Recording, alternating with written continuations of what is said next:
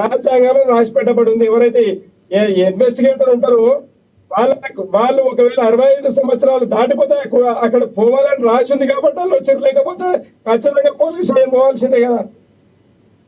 దీంట్లో ఇప్పుడు ఒక్కటేంటంటే సమర్థ ముఖ్యమంత్రి ఎప్పుడైతే ఉంటే కేసీఆర్ గారిని మర్చిపోయినప్పుడు, బీఆర్ఎస్ ను మర్చిపోయినప్పుడు, మా కేటీఆర్ గారిని, హరీష్ రావు గారిని మర్చిపోయినప్పుడు ఆయన సమర్థ ముఖ్యమంత్రి నిజమైన పరిపాలన చేసినట్టయితేలే కానీ 24 గంటలు కేసీఆర్ గారు తప్పిస్తే పొద్దుగాల నుంచి సాయంత్రం దాకా ఏమని ఉందా?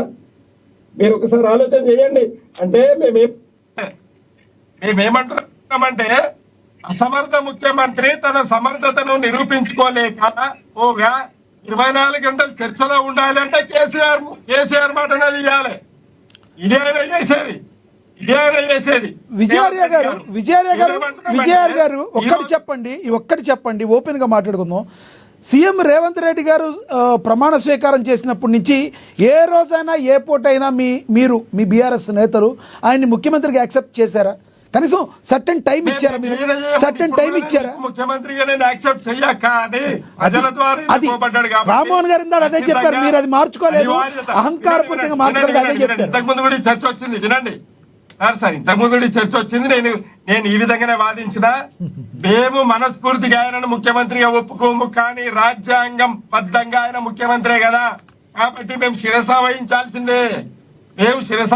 ఇదే అనివార్యత. అయితే ఇక్కడ ఏంటంటే రేవంత్ రెడ్డి గారు 50 లక్షలు ఇస్తూ నిజంగా పట్టుడైనటువంటి, మరి మన కళ్ళ ముందులటువంటి ఒక మోసగాడో దొంగన ఎవరైనా అంటారు. ఇప్పుడు నేను పట్టుడైనా అనుకోండి, నేను పట్టుడైనా విజయ్ అంటాడు, దొంగ భయ అంటారు, మోసగాడు భయ అంటాడు.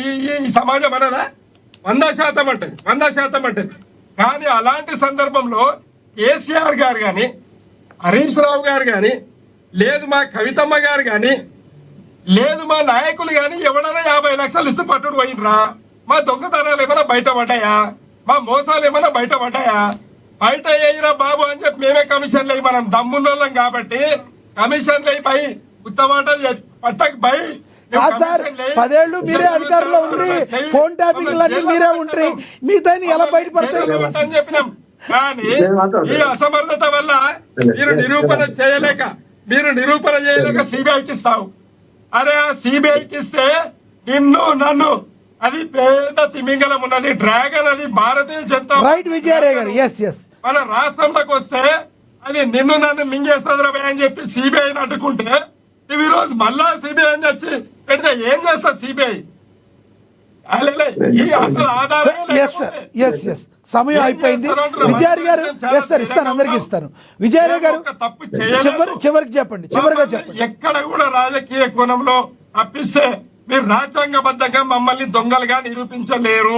కాబట్టి మేము మా పార్టీ నాయకత్వం, కార్యకర్తలు ఏంటో విజయార్య గారు దొంగతనంగా నిరూపించలేరు అంటున్నారు, కానీ మేము చేయలేదని అంటలేదు. దొంగతనంగా నిరూపించలేరు అంటున్నారు, కానీ మేము చేయలేదు అంటలేదు. గట్టిగా మీరు బల్లగుద్ది మేము చేయలేదని చెప్పట్లేదు. Very good.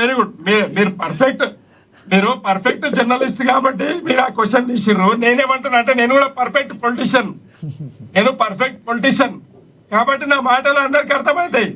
అంటే మేము ఏమంటున్నామంటే రాజ్యాంగబద్ధంగా మేము నిరూపితం కానంత వరకు మేము సుఖమూలమే. నీకు దమ్ముంటే, ధైర్యం ఉంటే నువ్వు నిరూపణ చెయ్యి. నువ్వు చేసాను ఆ క్రమంలోనే ఉన్నారు. ముందే కేసీఆర్ దొంగ, కేసీఆర్ గారు మోసగాడు, కేటీఆర్ మొత్తము ఏది రాను నెంబడి తిరిగిండు సినీ ఫీల్డ్ లా. తర్వాత మా కవిత పాపం ఆమె ఏం అన్యాయం చేయలేదు, ఆమె తీసుకపోయి 163 రోజులు జైల్లో పెట్టిరండి మా భారతీయ జనతా పార్టీ. అది కాదు సార్, కవిత గారు ఒక గుంట నక్కని మరి మీరు మాట్లాడుతున్నారు, డైరెక్ట్ గా బీఆర్ఎస్ మీద అటాక్ చేస్తారు. ఎందుకు కవిత గారిని మీరు కంట్రోల్ చేయలేకపోతున్నారు?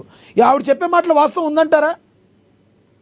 అవ్వండి, ఇప్పుడు పెద్ద ప్రపంచ స్థాయి రాజకీయ నాయకులకు మాత్రమే అర్థమవుతుంది కవన్నీ. కవిత గారు అంటున్నారు అంటే అంటారు, కవిత గారు మమ్మల్ని అనకపోతే ఎవరిని అంటారు?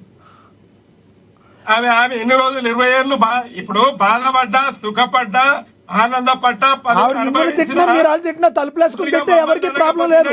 ఆవిడ మైకుల ముందుకు వచ్చి చెప్తుంది, అది కదా ప్రాబ్లం. తండ్రిగా మేము మా బిడ్డ కదా. అవును సార్. సార్ విజయార్య గారు మీరు చాలా తెలివిగా ఉందాగా మాట్లాడుతున్నారు. తలుపులు రెండు బంద్ చేసుకుని కేటీఆర్ గారు ఏ వాయిస్ ఇచ్చారో మీరు అదే వాయిస్ ఇచ్చారు. మీ ఇంట్లో మీరు ఎన్ని తిట్టుకున్నా ఏం కాదు. మైకు ముందుకు వచ్చి ఒక గుంటనక్క ఈయన వల్లనే ఇలా జరిగింది, మరి ఎందుకు మీరు అంటలేదని హరీష్ గారిని డైరెక్ట్గా చేసినప్పుడు ఎందుకు మీ పార్టీలో ఎవరు కూడా ఖండించలేకపోతున్నారు? అంటే ఆవిడ చెప్పే ఆరోపణలో వాస్తవం ఉందంటారా? ఇప్పుడు కవిత గారి విషయం ఏంటంటే కవిత గారి మైండ్ ను కంప్లీట్ గా రేవంత్ రెడ్డి గారు, చంద్రబాబు నాయుడు గారు, మోదీ గారు ఆవరించి ఉన్నారు. బా ఏం చెప్పారు ఇప్పుడు ఆ ముగ్గురు వ్యక్తులు మోదీ గారు, చంద్రబాబు నాయుడు గారు, రేవంత్ రెడ్డి గారు ఆమె మైండ్ ని క్యాప్చర్ చేసిండండి. మా బిడ్డను ఎత్తుకపోయి ఆగం చేసిరండి. మరి మేమేం చేయాలి? మరి మేము ఏడుస్తున్నాం రోజు. అరే మా పిల్లకి ఏమైందిరా భయ్, పగలైందని. ఇంకేం చేస్తాం మేము? ఓకే, అంటే త్వరలో ఒకవేళ హరీష్ రావు గారు బీఆర్ఎస్లోకి వెళ్ళినా ఇదే మాటలు రెడీలో పెట్టుకుంటారు మీరు. ఐ మీన్ బీజేపీలోకి వెళ్తే, హరీష్ రావు గారు బీజేపీలోకి వెళ్ళిపోతే లేదా కేసీఆర్ గారి స్థానాన్ని హరీష్ రావు గారు క్యాప్టెన్ చేస్తారు. పార్టీ అధ్యక్షుడు ఖచ్చితంగా హరీష్ రావు గారు అవుతారు. ముఖ్యమంత్రి కేటీఆర్ గారు అవుతారు. మా మధ్యలో ఎలాంటి పురపత్యాలు లేవు. మా బిడ్డ నాగం చేసినామని మేము బాధలో ఉన్నాం. కాకపోతే రేపు పొద్దుగల కవితమ్మ మళ్ళీ మా బిడ్డ మాకే వస్తుంది. ఏం మీకు టెన్షన్ ఎందుకండి? మీరు కంటున్న కళలన్నీ నిజమవ్వాలి నేను కూడా కోరుకుంటున్నా. టెన్షన్ ఏం లేదు. మీరు కంటున్న కళలన్నీ నిజమవ్వాలి నేను కూడా కోరుకుంటున్నా సార్. మా కుటుంబాన్ని ఇష్టపెట్టిండండి రేవంత్ రెడ్డి గారు. Okay okay right right. Venkataswamy గారు కంక్లూడ్ చేయండి sir please. 1 minute please conclude చేయండి.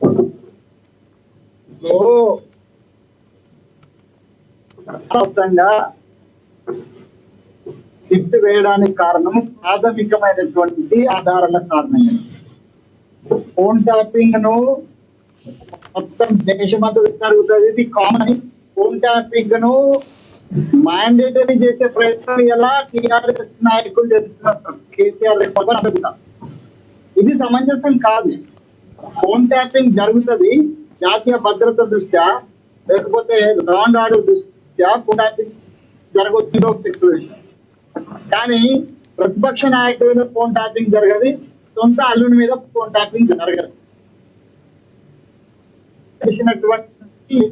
ప్రత్యేక అధికారి ప్రభాకర్ రావు గారి నేతృత్వంలో ఒక ప్రత్యేకమైనటువంటి కార్యక్రమం జరిగింది.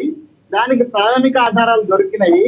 ఆ ప్రాథమిక ఆధారాల తర్వాత ప్రభాకర్ రావును విచారణ చేసినారు. ఆయన విచారణ తర్వాత పరపరగా ఆయన చెప్పిన సమాచారం ఆధారంగానే ఇవాళ కేసీఆర్ సంతోషరావు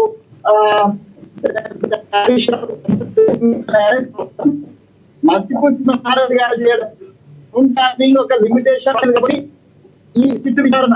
ఒకవేళ ఫోన్ ట్యాపింగ్ మీరు క్రాస్ కాకపోతే ఇది ప్రాబ్లం ఉండకపోయేది.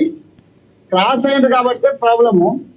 క్రాస్ అయిన క్రియ ఒక రాష్ట్ర అధినేతగా, ముఖ్యమంత్రిగా 100% కేసీఆర్ గారిదే ఆ రోజు బాధ్యత. ఒకవేళ మీకు తెలిసి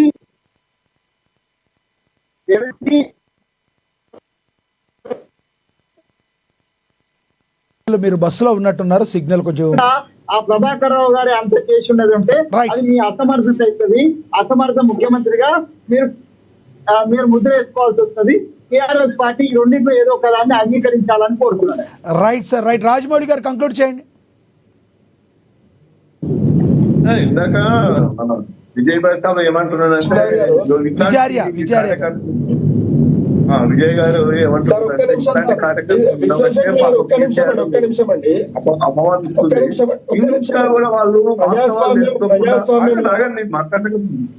ఇంకా కూడా వీళ్ళు వాస్తవాలు తెలుసుకోకుండా, ప్రజలకు మర్యాద ఇవ్వకుండా, దుర్మార్గంగా అహంకారంతో పోతే ఓడగొట్టినాక కూడా మీరు ఇంకా మాట్లాడారంటే ఇంకా ప్రజలు మీకు డెఫినెట్ గా సమాధానం చెప్తారు. మళ్ళీ ఇంకోటి, ఎంతసేపు అదే కుటుంబం ముఖ్యమంత్రి అయితే